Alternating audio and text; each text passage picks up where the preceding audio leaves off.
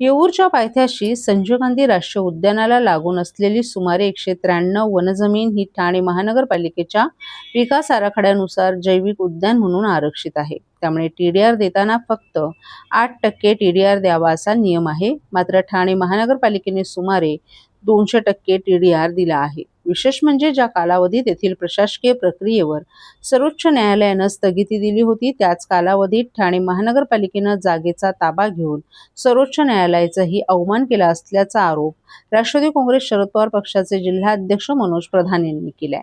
दरम्यान या प्रकरणात अवघ्या 4 दिवसात सुमारे 15,000 ठाणेकरांनी स्वाक्षरी अभियान राबवून न्यायालयातील खटल्यावर माघार घेऊन याचं सुचवूनही परस्पर तडजोडीचं धोरण अवलंबण्यात आल्याचंही प्रधान यांनी सांगितलं. येऊरच्या पायथ्याशी संजय गांधी राष्ट्रीय उद्यानाला लागून चितळसर मानपाड्यातील 193 एकर वनजमीन ठाणे महापालिकेच्या विकास आराखड्यात बायोडायव्हर्सिटी म्हणजेच जैविक पार्क म्हणून आरक्षित आहे. हा परिसर संजय गांधी राष्ट्रीय उद्यानाच्या अतिसंवेदनशील क्षेत्रामध्ये समाविष्ट करण्यात आलाय. तरीही आज 2,800 कोटींचा टीडीआर देण्याची प्रक्रिया ठाणे महापालिकेनं सुरू केली आहे. या विरोधात 15,000हून अधिक ठाणेकरांनी 4 दिवसात या जमिनीच्या आरक्षणासाठी स्वाक्षरी अभियान राबवले. त्याकडेही ठाणे महापालिका दुर्लक्ष करत असल्याचं दिसून येत असल्याचं प्रधान यांनी सांगितलं. 2017 मध्ये महाराष्ट्र महसूल प्राधिकरणानं राज्याचा दावा फेटाळलाय. तसंच फेब्रुवारी 2026 मध्ये मुंबई उच्च न्यायालयानंही राज्य सरकारचा दावा फेटाळून कंपनीला टीडीआर देण्याचे आदेश दिले. त्याविरोधात ठाणे महानगरपालिका सर्वोच्च न्यायालयात धाव घेतली. सर्वोच्च न्यायालयानं 27 एप्रिल रोजी उच्च न्यायालयाच्या आदेशाला स्थगिती दिली. या स्थगित आदेशाच्या कार्यकाळात कोणतेही काम करायचं नसतानाही 25 मे 2026 रोजी ठाणे महापालिकेनं पोलीस बळाचा वापर करून जमिनीवर ताबा घेतला आणि वन खात्याचेही फलक काढले.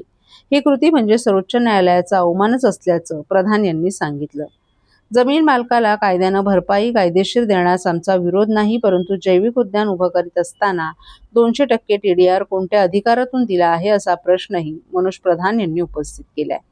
कन्झर्वेशन एक्सचेंज ट्रस्टचे ट्रस्टी तथा ज्येष्ठ अभ्यासक डेबी गोयंका यांनी हा भूखंड ठाणे महापालिकेच्या विकास आराखड्यात जैविक उद्यान म्हणून आरक्षित असून ज्यासाठी एकीकृत विकास नियंत्रण आणि प्रोत्साहन विनिमय अंतर्गत केवळ 8% अनुज्ञेय आहे. मात्र कंपनी 200% टीडीआरचा दावा करत असून या दोन दरांमधील फरकाच्या टीडीआरच्या एकूण मूल्यावर मोठा परिणाम होत आहे असं म्हटलं आहे. ठाणे महापालिकेनं संपूर्ण टीडीआर गणना म्हणजे क्षेत्रफळ, दर, नियम आणि मूल्यांकन सार्वजनिक करावी. तडजोडीचे सर्व दस्तऐवज, कायदेशीर मते आणि ठाणे महापालिकेच्या प्रशासकीय मान्यता उघड कराव्यात.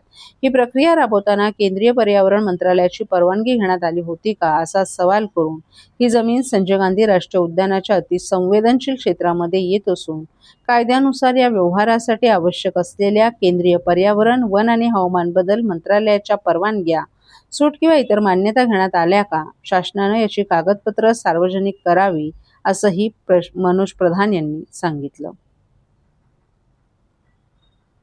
कित्येक दिवस या ठाणे शहरात 194 एकरच्या टीडीआरच्या घोटाळ्याची चर्चा चालू आहे. आज देखील महासभेमध्ये 2 लक्षवेधी ह्याच प्रकरणावर आहेत. मी तुम्हाला ह्या फिल्मच्या माध्यमातून जी माझ्याकडे माहिती आहे ती सांगतो. 1975 मध्ये दयाबाई या कंपनीची जागेवर वन लागलं. ते वन लागलं, ती नोटीस देण्यात आली वॉचमनला आणि मालकाला दिली नाही. हा त्याच्या मागे एक निकष लावून 40 वर्षानंतर 45 वर्षानंतर केस चालली आणि हायकोर्टाने निकाल असा दिला की तुम्ही योग्य माणसाच्या हातात नोटीस दिली नाही आणि म्हणून हे खारिज झालं आणि दयाबाईला परत ही जागा मिळाली. म्हणजे जी चूक एका फॉरेस्टच्या अधिकाऱ्यांनी 50 वर्षापूर्वी केली त्याचा भूदंड ठाणे शहराच्या नागरिकांना आज बसतो.